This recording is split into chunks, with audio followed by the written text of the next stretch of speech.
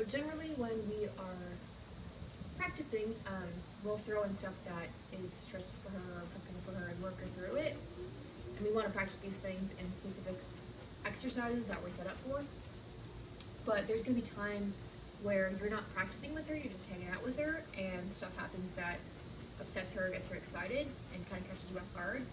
So I want to show one way we can deal with that.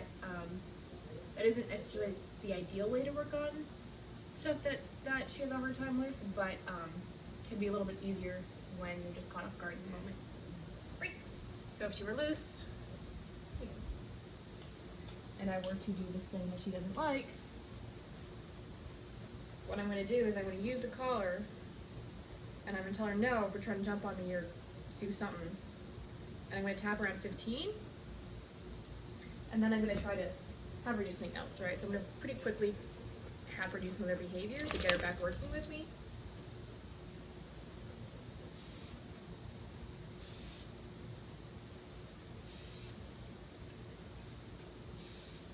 Good girl. Of course she's being very good right now. Good.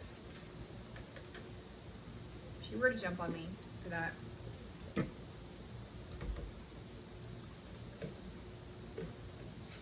nope. Good. So I tried to bite it. I tapped it like an 11, and she stopped. Good girl.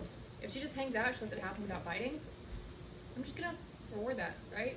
I mean, we want to work through some of the stuff that makes her anxious, and we have these specific exercises to practice, but if she's able to tolerate these things that stress her out without jumping on you or biting you, she can just hang out and say whatever. That's our end goal, not having to do stuff with her each time it happens. Good.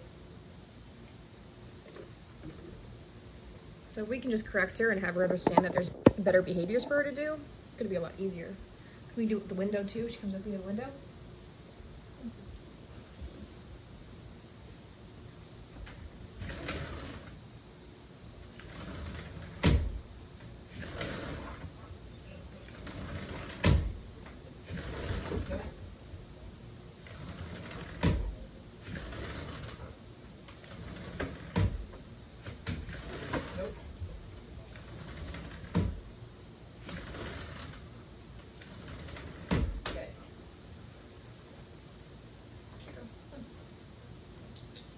I corrected her twice, so like a 10, 15, and then she kind of relaxed, and I was able to reward her for just hanging out.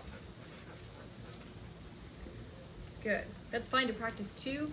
It's just that you may find that it makes her a little bit more antsy each time because she doesn't really have a clear thing to respond to. But once she gets better at moving away from stuff, having these practice exercises we talked about, of recalls, away from stuff that distracts her, and being able to sit and handle laying in her bed or laying it down when this stuff happens, the more we can start to just enforce, hey, just don't act that way, don't lunge and jump and bark and get excited.